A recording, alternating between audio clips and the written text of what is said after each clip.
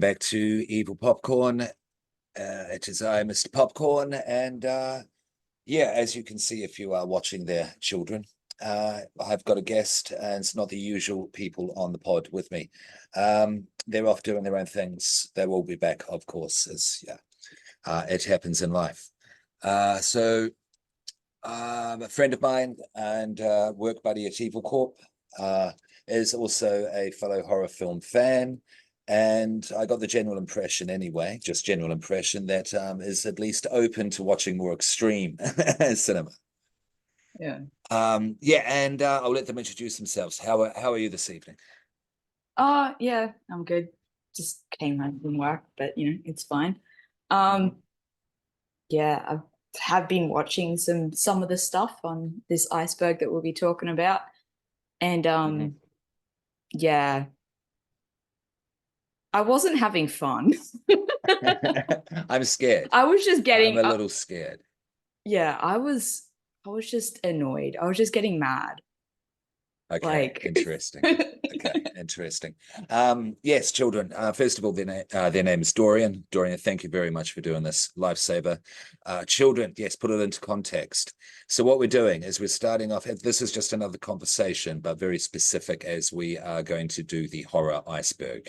I'm not sure what its official name is. Extreme Horror Iceberg. If you're listening to this podcast, generally speaking, you know what it is. Yeah, as Dorian is alluding to, it gets more fucked up as you go down in the tiers. Yeah. To dark places that I didn't even know existed. Yeah, but we'll get. Yeah. So we're just going to have a general discussion about the first movie that Dorian picked from the first tier. Before we reveal the movie, well, it's already revealed. It's in the title. Yeah. Whoops. Yeah, we're doing the Grudge. It's on the first tier. I defined it as a gateway horror. Yeah. What did you think of the first tier, Dorian? Yeah, it's definitely gateway horror, as in like they're really good ones for when you're first exploring it and dipping your toes into the genre. Because I mean, let's be real, like Friday the 13th is on there, and Nightmare on Elm Street, and Insidious. Looking at and watching them now in like modern times and how film looks now, they kind of like Nightmare on Elm Street looks goofy as hell nowadays. But I mean, like, I remember when The Conjuring first came out, like that time period, we weren't really getting a lot of movies that had the kind of atmosphere that one had. So that one was really, really good. But it's very much an entry thing. You've got Scream and Insidious, Child's Play, Annabelle, all those kinds of ones. Yeah. Absolutely. It's the sort of thing I reckon if you take your adolescent child, if they've got a proclivity, show a proclivity towards horror, they'd be pretty much fine. Yeah. Hence gateway horror. And to segue from that, it's a thing I want to start asking guests. 2 questions. First one, what's your favorite scary movie? Just for today, doesn't have to be of all time, just right at this moment. Yeah, goddamn. Throw one of the, Yeah. That's always a really, really tricky question. Like for me, like Scream is definitely like one of those comfort movies for me. Like any Scream movie, I put it on. The moment you first hear that, like that intro for Scream, I just, all warm fuzzy inside. So that's definitely one of my favorites. And that's then also like the first Saw movie, I will, to everyone, I'll be like, you need to watch it. It's not what you think it is. Please watch it. Because also made by 2 Aussies on like a shoestring budget, like straight out of film school. Yeah, so, absolutely. And had to go, basically beg and plead in Hollywood as well. Yeah, that's quite. And look at them now. Yeah, absolutely. Yeah, crazy. Yes, Saw 11 is on its way this year or next. I'm so pumped because they're basically soap operas at this point. Yeah, because they're so ridiculous and I love that. Did you see? That's what I'm here for. X? Did you see X? Yes, I saw it. Yeah, I saw it in 4DX. So with like the moving seats and everything. Okay. And I'm like, I can't go back. This is incredible because it was like being on a ride at like a theme park, Oh, but I'm yeah. watching a Saw movie. Oh It dear, was so that's much a crazy fun. concept. That's Yeah. cool. Yeah, it was That's so cool. much fun. Yeah.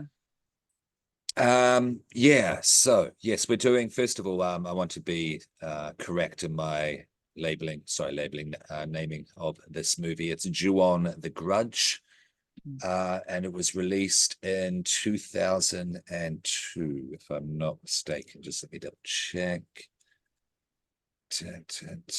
Yeah, 2002. Yeah. Um, and your relationship with J horror, yeah, because this Yeah. is what pretty much this Yeah, I was would say this one after you. and Ringu are probably Yeah, this Ju-on and Ringu. If mhm. anyone, if you know any J horror, it's one of those. Yeah, And I totally. think that might partially be because the American remakes, like people watch Mhm. the remakes, and from there they got onto the originals. Um, a lot of the J horror that I've seen is a little bit more just like Takashi Miike, his Yeah, I was going to stuff. ask. It's a question on here Yeah, if you're a fan, I because yeah, love Audition well, and that's what I Ichi the was going to Killer, ask. What do you and see? How do you see Audition? How do you see Audition? oh Because yeah, that's kind of the um, prototype of all the shit, I would argue. yeah, yeah. Um, I'm not entirely sure where it would rank on the tier. Because Hmm. also like Hmm. my standards and my metric is all kinds of fucked up. So I don't know what Sure. disturbs a normal person. Yeah. Okay. um, Um, but yeah, After you. It definitely had yeah, influence like on Ringu and The Grudge. oh yeah, yeah, Yeah, it's not a J horror. J horror is something very mm, specific, which I think The yes, Grudge yeah, is the first one to kind yeah, of label it completely. This is a mm, J horror. This yeah, is the formula. yeah, Yeah, yeah. yeah. Because And from what I've Ringu, we'll get seen from yeah, from what I've seen of um like Eastern horror, because they have like different filmmaking techniques a lot of the time. They tend to, at least the ones I've seen, I haven't seen all of them. Most of the horror films I've seen are Western ones. So I can't speak definitively, but from what I've seen, there seems to be a lot more in terms of like it's a little bit more subtle. I mean, then you have something like Tokyo Gore Police, which obviously is in your face and you know, yeah, but the when you yeah, think of J horror, you think of yes, something like Ju-on and Ringu. You're yeah, thinking of that kind of vibe, and that's a lot yeah, more subtle and a lot more atmospheric and building yeah. tension, and then and it just hits different. It And even does. It does. even the gore, Eastern Mm, horror, like their gore just looks and feels a lot different as well. Like yeah. the effects. Absolutely. And also how they treat time and space in film Yeah, and art in yeah, general, and then the relationship to yeah. horror and going into myth and folklore and the ghost realm, Mm, for want of a better way to yeah, put it. yeah, Yeah, you know what I mean? yeah. That's a huge thing. Um, okay, before we go deeper into the movie, the second question is where when was the first moment? What was the first moment, bit of media, music, movie that you went, yep, this is for me. I like horror movies. Oh, I like the dark side of things, etc., etc. yeah. Yeah, yeah. Um, I'm not sure. Like I was like as a child, I didn't watch like much like scary stuff. And also I was a very sort of like high strung, anxious kind of kid. So weird things like Okay, actually freaked me out. But okay. then yeah, when I was a teenager, then we, as it is with, hanging out with your friends and all that, you end up watching some horror movies.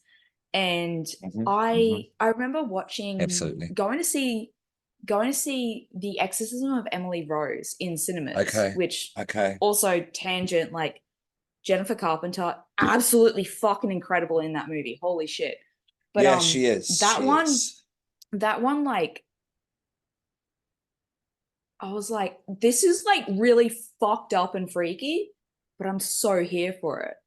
And then Hmm. just Hmm. later on we watched like Final Destination 3 and that was the first Final Destination movie I'd watched.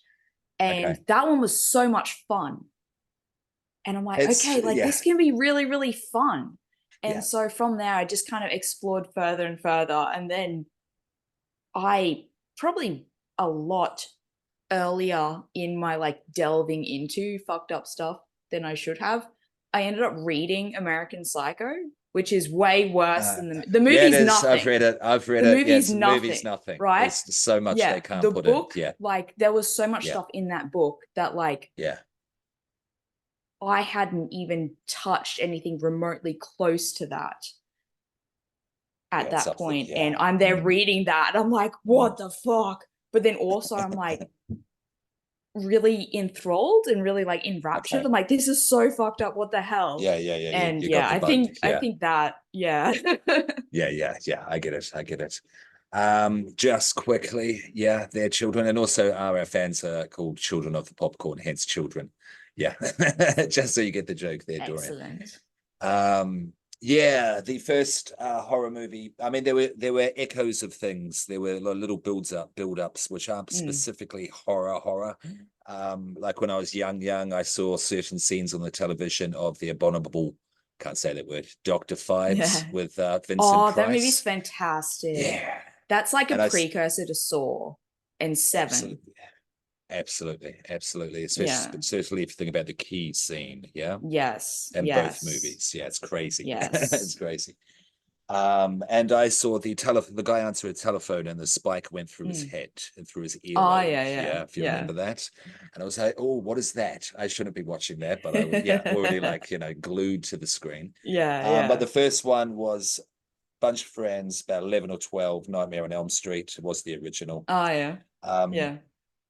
the typical answer, but my little nuance on it is that when I went to bed, the bookshelf and the shadow from the street light created the rim Mm. of Freddy's Mm. head right across my bedroom wall. Oh, Couldn't cool. sleep, Yeah. couldn't sleep a wink, Yeah, yeah. but Yeah. terrified, but loved it at the same time. Yeah. And our first moment, yeah, to turn to the dark side was the Cure's Never Enough video. Oh, yeah. Yeah, because I grew up in New Zealand, just and Mm. on farms a lot until about teenage years, that sort of thing. Exposed to nada, yeah, wasn't exposed to Yeah. shit.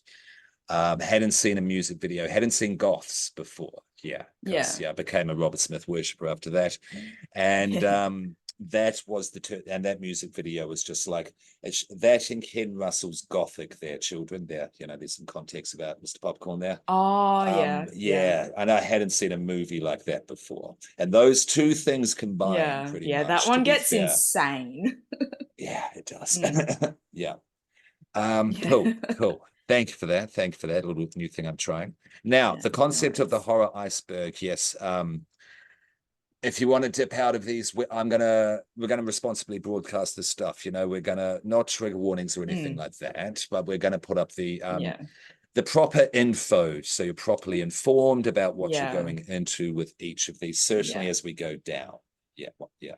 Yeah. Just to state that. First here, yeah, Yeah. blah, blah, Like, blah, blah, blah, yeah, blah. the furthest I personally am willing to go on the iceberg is tier 6.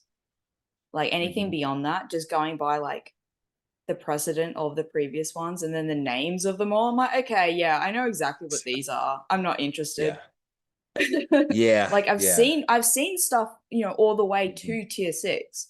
And I'm Mhm. like, yeah, I can go that far, but anything beyond that, I'm like, no. I'll either be completely and utterly disinterested or not Mhm. interested in looking at stuff that is straight up fucking illegal. Yeah, So, no, absolutely, no, and it's worth stating definitely. mm, I don't want to see anything illegal. I don't want to see any, yeah, anything innocent or vulnerable being hurt, yeah, anything like yeah, that. And I guess it's yeah, a good point to say why also am I doing this with the iceberg. The podcast is called Evil Popcorn, looking at the dark side of cinema. Kind of have to. But Dorian, I don't want yeah, either of us feeling, like, shouldn't be watching yeah, this. So yeah, we can discuss off air, like we can just slightly mm, research, making sure it's nothing too crazy, that yeah, this is, a consent-based thing.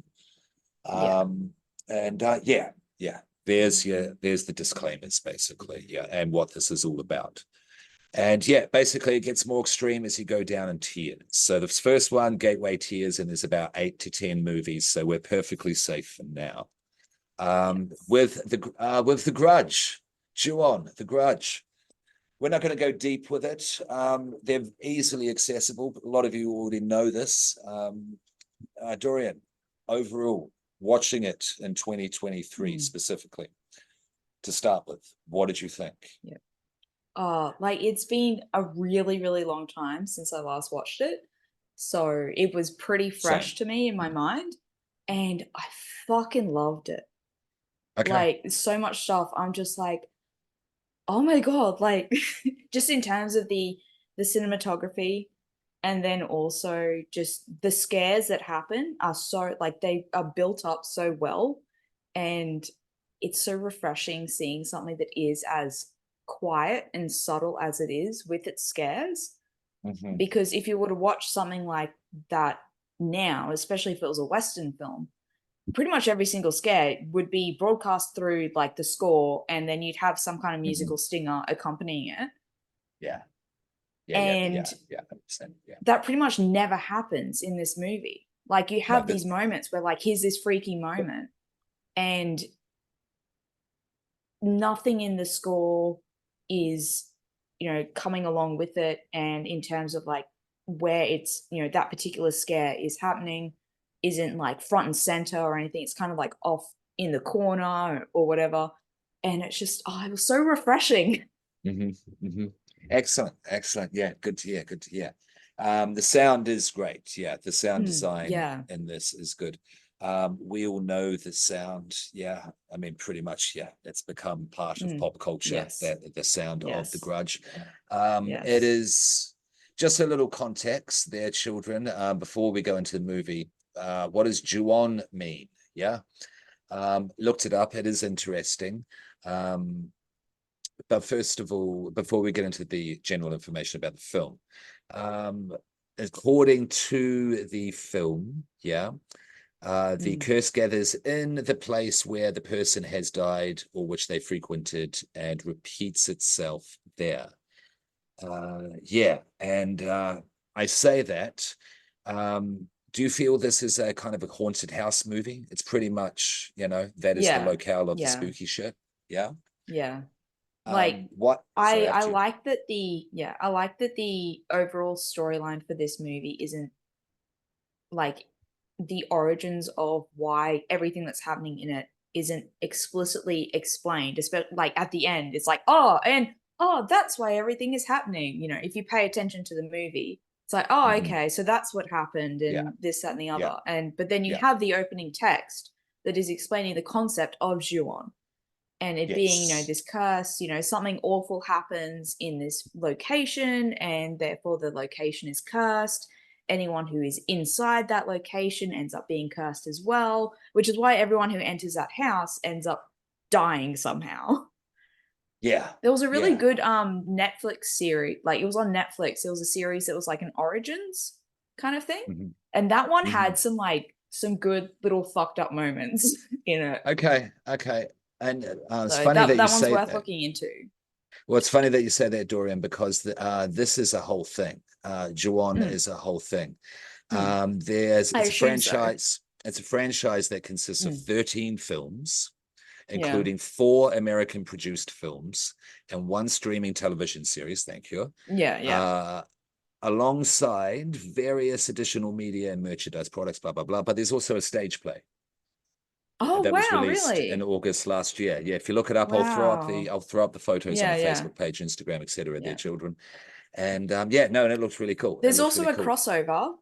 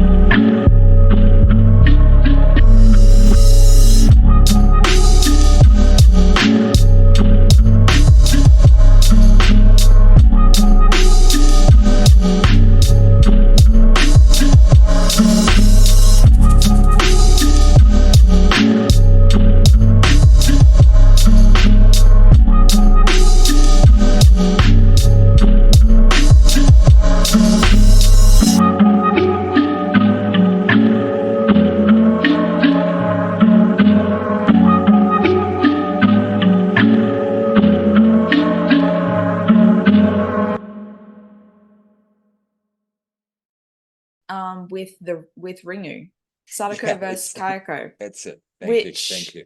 Yeah. oh my god, like it's essentially it plays out like a standard Ringu movie. Mhm. And then like finally within the last 20 minutes of the movie, you finally have Sadako versus Kayako. And it's Yeah. like It's a you may as Dragon Ball well Z just like battle thing, yes, isn't it it? Yeah, yeah, really yeah, is. It yeah. really is. And honestly, you may as well just look up that end sequence on YouTube. It's on there Okay. and just watch that. Yeah. Yeah. I mean, otherwise, if you want to watch the full movie, go for it. But like, if you just want to see Sadako versus Kayako, it's the end 20 minutes of the movie. Just find it on YouTube. There you go. Recommendation, children. Yeah. Adheed. There was also a relatively recent, it was an American one, relatively recent in the past. Oh God, I don't know time. So I'm gonna say within 5 years or so, and it was not good. It wasn't good. Yeah, I I've remember heard that. that's all I Yeah, remember about it. I don't yeah, remember yeah, yeah. Okay, anything beyond that. okay. Just not Um, being super into it. there's the major remake, which Mm. maybe a lot younger With yeah. children out there would have seen with Sarah Michelle Gellar with Buffy. I Yeah. thought it was okay at the time, Mm. but I hadn't seen or heard of Yeah. 5,000 Yeah. remakes of And something then that was released 2 months ago originally. yeah, is it Yeah. there were certain scenes when I was rewatching it, this one, I was just like, oh, that's right. I was it Scary Movie 3 that did it? Yeah. So I'm just there Yes, like, yes, oh, I yes, remember yes, yeah, this yeah. scene in Scary Yes. Movie. This is how big J horror, because Ringu was in Scary Yeah. Movie as Yeah. well. Yeah. Auditions not, As because that's yeah. another thing. No. Yeah, yeah, That's a yeah. little bit too niche, I think. Yeah. J horror, where does it stand in society, just quickly, for those who really don't know about it? It was a big wave in the early 2000s, yeah. This Yeah. thing took over. If you're a horror fan, this is what you were paying attention to. There's other ones out there, like I think it's called The Eye, Curse. Yes, There's the eye, I yeah. forget if they're called Dark Three Water. Extremes. Yeah, Dark Water's good, the yeah, original, not yeah. this. Three Yeah, the Three extremes, yeah. Extremes. There's two of those. There was Takeshi Miike's ones Pulse. are great. Yeah. Yeah. Pulses, yeah, yeah. Pulse. I Mhm. I haven't seen the American one. I've only seen the original. That's so good. It's about I like haven't seen the Pulse. internet. Okay. Yeah, it's really good. It's about Good. Yeah, like yeah. the I'll advent of write the it down. internet and the way in which it's about like loneliness and all that kind of stuff. And like ghosts come along and all this kind of stuff. Mhm. And there's this moment, there's just so good, so freaky. Okay, Oh, cool. because you've got, this like ghost like coming along and I think they like filmed it in reverse or something, but like she's Yeah. moving in this really strange way and it's just Okay. it's so good. Yeah. I recommend it. I love the movements of. Sorry, I won't get sidetracked. I'll just put the movement down here. That's good. It's good.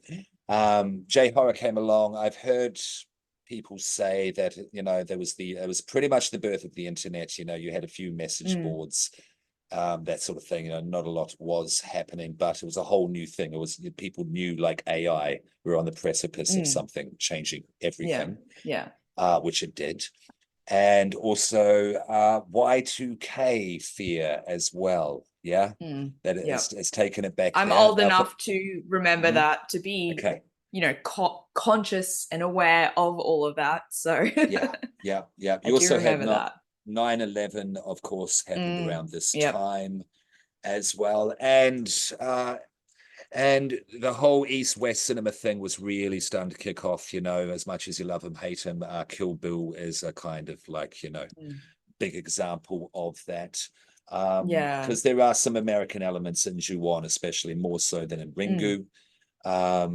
But yeah, that's J horror in a nutshell, and it was a huge thing. And then there's been K horror, Thai horror joined the fray. Check out Three Extremes if you want to go back there, children. That would be my big those reference, are because fantastic. they're all over Asia. Those They're are all really over good. Asia. Yeah. Yeah. Anthologies, 3 anthologies in each volume. Yeah, please. I think for Thai film, I think the one that people probably be most aware of is Shutter, because there was an I've American certainly heard remake of of it. that one. Yeah. Yeah. I haven't seen the American one. I've seen the original. It's really good. But I think in terms of like Thai horror, that's probably the one that people are most familiar with. Very cool. Thank you. Okay, I think we've set the scene about what we're going to be doing in this little mini series and what the iceberg is, etc.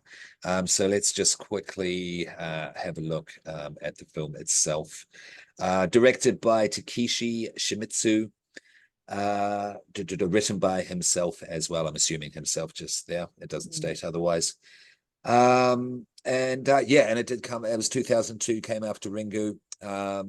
And in a nutshell, I'll just put. We'll say here. Is a 2002 Japanese supernatural horror film written and directed by Shimizu. It is the third installment to the Ju-On series and the first to be released theatrically. The first two being direct-to-video productions. And and it is basically about a house that haunts a lot of people because 10 minutes. Haven't upgraded. Fuck up. Okay, it's all good. All good. We can come back in. That's like an important plot point in the movie Host. Have you seen that one? Yeah. I watched that at the start of it. I watched it as soon as it came out. It just set the tone for the pandemic. Same. Yeah. Oh, so good, that one. It's a haunted house. J-horror, I think I'll throw this in there. It reminds me of gothic horror a little. Yeah. Yes. Because there is that supernatural especially thing, this one, the ghost thing. Yeah, please. Yeah, this and one it's for dramatic. sure, because it's dramatic. Yeah. You have this tragedy that's occurred, and this house is what's cursed, and Yes. You mentioned movement earlier on. I want to touch on that. So the movie is a haunted house with a bunch of ghosts that kill people, whoever ends up at the house, and if they can also carry the curse on to other locations, hence the franchise, pretty much. Because it's an interesting film because it has an episodic structure where basically you see the demise of the bunch of these characters. You just have their name and then their demise in this little vignette. Is that fair? That's the movie.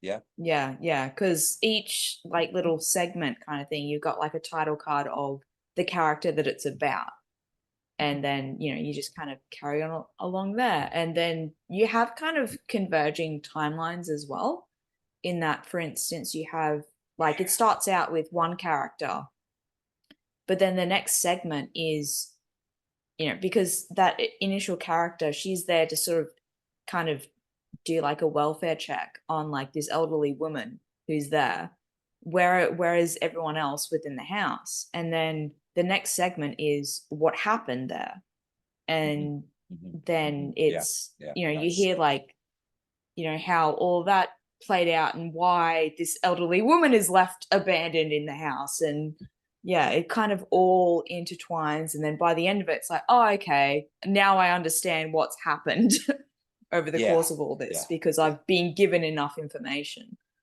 Absolutely. But again, like I said before, it doesn't actually like explicitly explain it to you. There's no like exposition or anything. It's, if you pay attention to the movie, you will understand what it is that's happening, because like, okay, like these are these characters, this is what's happening, here's the next bit, oh, okay, so this happened before then, so that's what happened there, okay, cool. And then it just continues from that. And in the end, you never have it explicitly explained to you what it is that happened,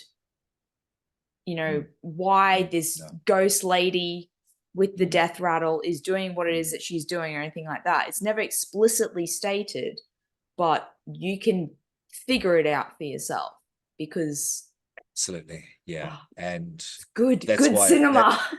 That's why I please filmmakers realize that the audiences aren't stupid. Let them figure it out for themselves.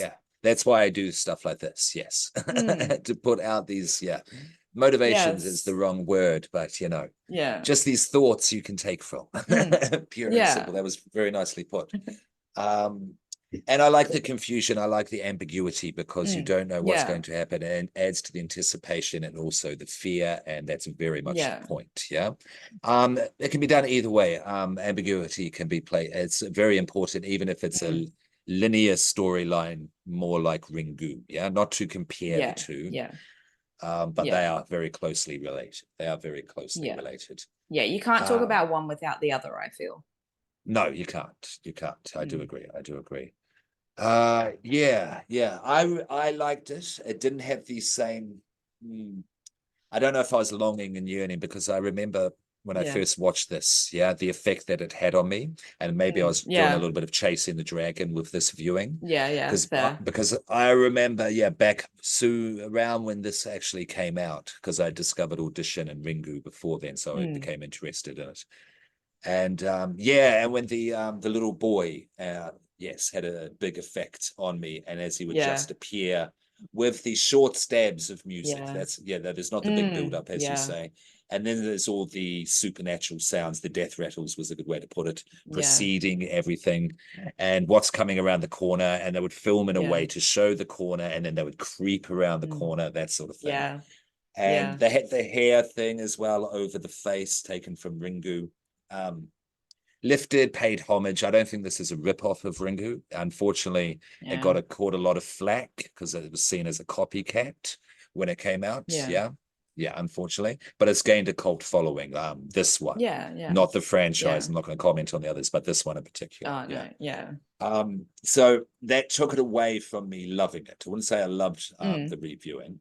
But certainly Yeah. very much appreciated it and remembered why I liked this sort of stuff. Yeah. So I'm going to Yeah. do the Ringu next. I am going to do the Ringu. Oh yeah. Yeah. Yeah. Yeah. Yeah. It does say the ring, but fuck that. Yeah, That's all I'm going to say. exactly. Like, Yeah. I mean, yeah, admittedly, if you are like a Westerner and this is the top tier and that's entry level, you probably are watching the American version, but Yeah. we're not gonna do We're not going to do that. that. Yeah. No disrespect, like what you like, Yeah. but for me, Like that wasn't that. I Yeah. should probably That wasn't rewatch it. those remakes because I mean, from what I remember, like I think like as standalone films, they're fine. Like there's they're pretty decent. But then like Mhm. that's an issue that I have with like remakes and sequels and stuff like that for movies Mhm. overall. Mhm. Sometimes you have to kind of view it as okay, if I completely remove it from the franchise and everything that I associate it with, my expectations associated with that, is it Mhm. able to Mhm. stand up on its own? And sometimes they are, and it's Yeah. just a case of because I'm associating it with what's come before, that's why I'm having the opinion that I have. So Yeah. so That's to its testament. That's to its mm, testament. Yeah, no, it did yeah. stand up, to its own there, definitely. Mm, So it's a very spooky, slow burn, ambiguous, yeah. weirdly structured film. Definitely worth a watch. You would recommend it, Dorian, to those who haven't Yes, seen it? absolutely. Yeah. Yes, Yeah. yes, yes. Even if you've already seen the Western remakes, doesn't matter. Go Yeah, back and because watch it's a this. lot, This it's is, a lot different. It's a lot yes, it different is. because Yeah. I more strongly remember the Western remake versus this one. And so as I'm watching this one, I'm like, oh, this is yeah, it has a much different feel. Obviously, like I said earlier, there's a much different style of filming and all that kind of stuff in terms of like shot composition and audio cues and just general framing and tension build up and all that kind of stuff. It's a Mhm. lot different.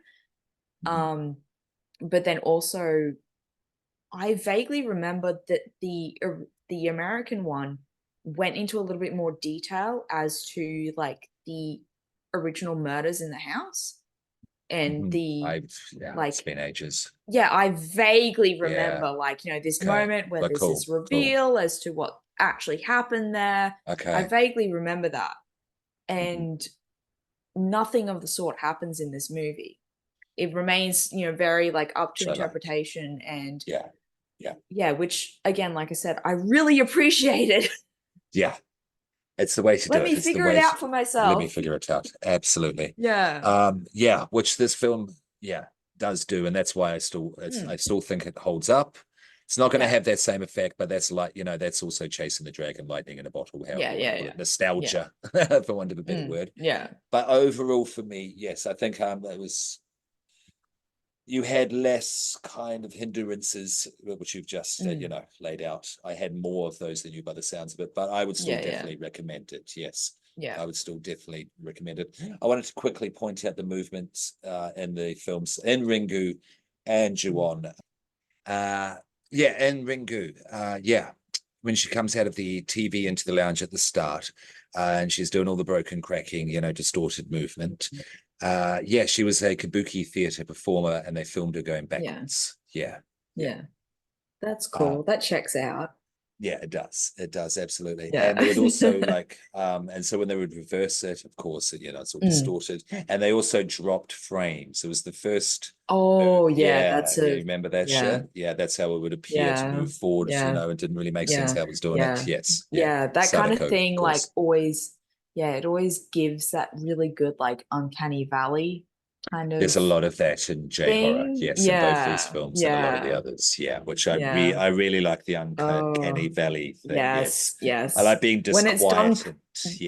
When it's done properly, because sometimes it's like, no, that's not quite in that valley. You're sort of like here's that valley. You're like here. You're not quite in the trench, in the deep part of it.